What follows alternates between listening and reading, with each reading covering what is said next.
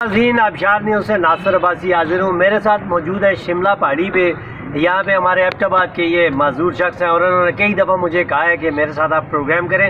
ان کی ہیلپ کرنے کے لیے ہم نے آج یہ پروگرام پلان کیا ہے۔ اس وقت موجود ہوں میں شملہ پہاڑی پہ، ارسلان میرے ساتھ موجود ہے۔ ارسلان بتائیے گا کتنا عرصہ ہو گیا آپ یہ شملہ پہاڑی پہ کام کر رہے ہیں؟ میرا 5 سال ہو گیا۔ 5 سال ہو گئے۔ اچھا ارسلان، یہ بتاؤ کہ آپ کتنے پیسے کما لیتے ہیں یار؟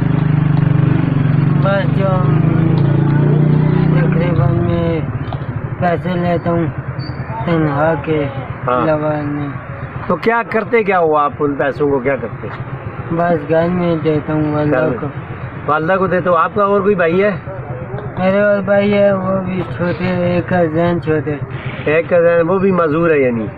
اب مجھے یہ بتاؤ کہ آپ کے گھر کا خرچہ کیسے چلتا ہے؟ بس اللہ کرتے ہیں۔ اللہ کرتا ہے۔ تو ابھی آپ کیا مطالبہ کیا ہے؟ آپ لوگوں سے کوئی ڈیمانڈ کرتے ہو کہ لوگ آپ کی مدد کریں؟ میں مدد کے لیے بس میں ہر ایک کو کہتا ہوں میرے ساتھ مدد کرے۔ مدد کریں۔ شملہ پہاڑی پہ اگر وہ آپ کی طرف آئیں تو آپ کا نمبر کیا ہے؟ میرا نمبر ہے جی،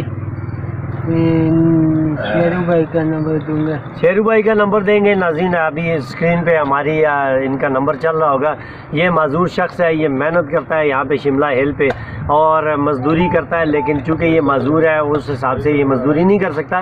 اس حوالے سے ہم ان کی ہیلپ کے لیے آپ پاکستان سے ہیں یا پاکستان سے باہر سے ہیں، جہاں بھی ہیں، آپ سے ہم درخواست کرتے ہیں کہ اس نمبر پہ کال کر کے آپ پرسنلی ارسلان کو خود آ کے ملیے اور ارسلان کے ساتھ ہیلپ کیجیے۔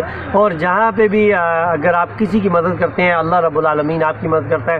آبشار نیوز سے ناصر عباسی کو اگلے پروگرام تک کے لیے اجازت دیجیے۔